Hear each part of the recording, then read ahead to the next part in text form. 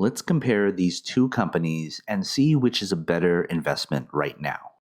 In this analysis, we're going to compare earnings growth, the PE ratio, dividend yield, return on equity, free cash flow, and the stock's intrinsic value. Each are weighted based on importance.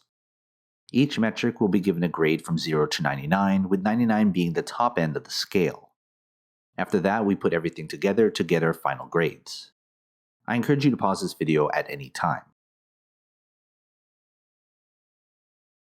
Growth is the backbone of my analysis, and you want a company that continually grows. A growth rate of 3% is average, as it equals the long-term inflation rate. A rate of 8% or higher is what I consider a good growth rate. Here's the growth rate for both companies along with their corresponding grades. We'll keep that number in mind because we'll need it when determining the intrinsic values later on. The PE ratio is a popular valuation metric that tells us at what multiple the stock is trading at compared to its earnings. A PE ratio at 25 is average, and anything at 15 or lower is what I considered a good PE ratio. Here's the PE ratios for both companies along with their corresponding grades. The more of a premium the stock is trading relative to its earnings, we can assume it's more overvalued. It's not a bad thing, but it's an important part of my valuation. Dividends are an underappreciated metric when analyzing a company.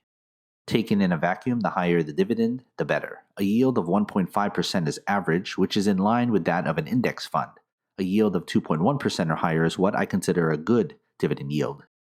Here's the dividend yields for both companies along with their corresponding grades. If you own a stock that doesn't pay a dividend, you're not making any money from it. The only way you can make money is if you sell the stock. And if you're a long-term investor, you don't plan on ever selling. So that means you need a dividend to pay while you hold. Return on equity is profit generated with the money shareholders have invested. Basically, how much you're getting back for every dollar put in. A 6.75% return on equity is average, and anything at 11.75% or higher is what I consider a good return on equity. Here's the ROE for both companies along with their corresponding grades. A company's ROE measures its effectiveness in handling the money you invest when buying its stock. You want something good in return. Free cash flow is what is left after a business pays its day-to-day operating expenses. We always want positive cash flow for our company, which means more money coming in than what's going out. A free cash flow of $12.75 billion on its balance sheet is considered average. A free cash flow of $17.75 billion or more is what I consider good. Here's the free cash flow for both companies along with their corresponding grades. I look at free cash flow as a measure of our company's market dominance. Cash is king when it comes to research and development and acquisitions. It's a big part of what gives a company its economic moat.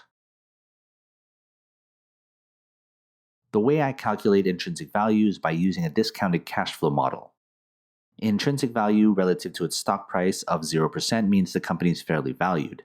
An intrinsic value of 17% or better is what I consider an undervalued company. Here's the intrinsic value for both companies along with their corresponding grades. Before we get our final grades, consider becoming a GrowthShares Patreon member. You'll get access to every grade from every company I've analyzed. It's updated all the time. Head to patreon.com/GrowthShares or click on the link in the description. A grade of 50 is average, and a final grade of 70 or better is a good long-term investment. Here are the final grades for both companies.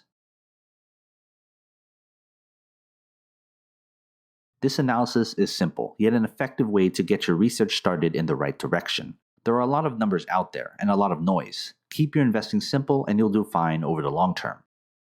So what kind of investor are you? Let me know.